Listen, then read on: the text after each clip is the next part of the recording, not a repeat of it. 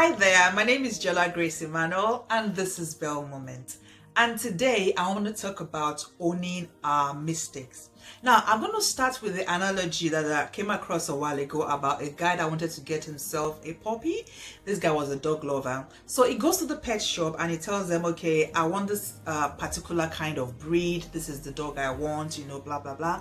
And then they said, okay, don't worry, we'll sort it out for you. You've got exactly what you want. And then they put this animal in a cage, hand it over to him, and the guy just puts the animal in the car and goes home.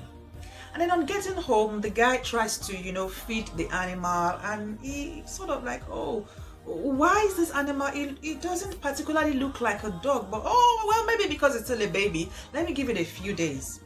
And after a few days, the guy takes a closer look and realizes that he's gotten himself a kitten and not a puppy. Imagine if the guy says to himself, well, it's all right. It's still a baby animal. It still has time to grow. It can still become a dog.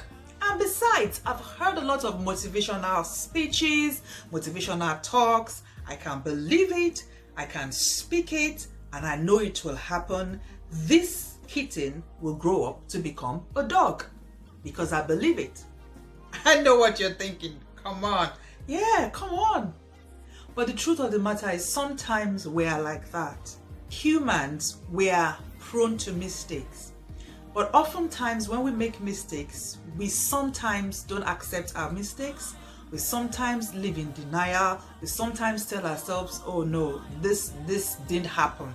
This is what you think has happened is in your head.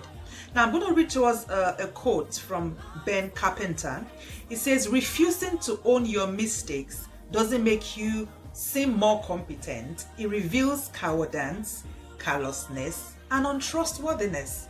So when you refuse to own up to your mistakes, you say, oh, I'm sorry, I've made this mistake, it actually means that you're a coward, that you are callous, and you can't be trusted.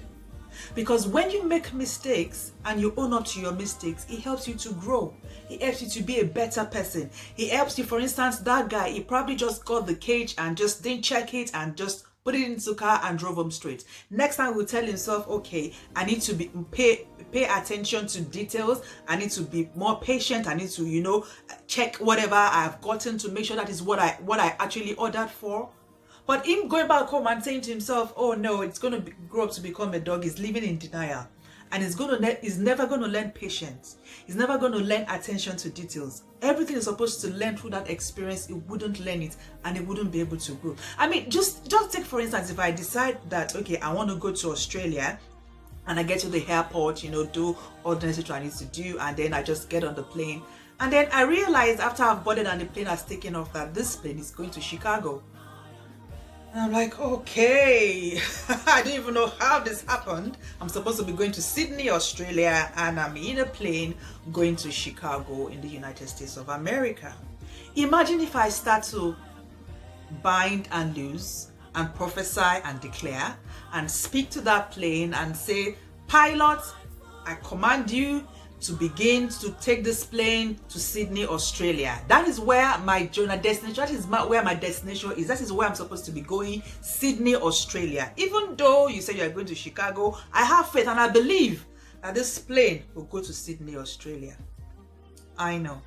But the truth is, I refuse to own my mistakes. Why did I get on the wrong plane? I probably was on the phone, I wasn't paying attention, or whatever reason. If I don't accept that I've made that mistake and begin to look for a solution, my situation will be worse than it was originally.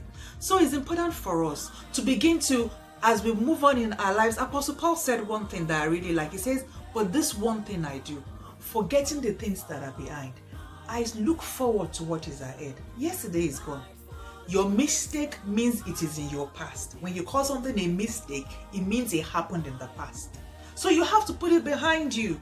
You have to tell yourself, what have I got to learn from this? What lessons have I got to learn from this? Okay, this is what happened. This is why I shouldn't do this again. I should pay more attention. I should be more focused. I should not be in a hurry. I should be more patient.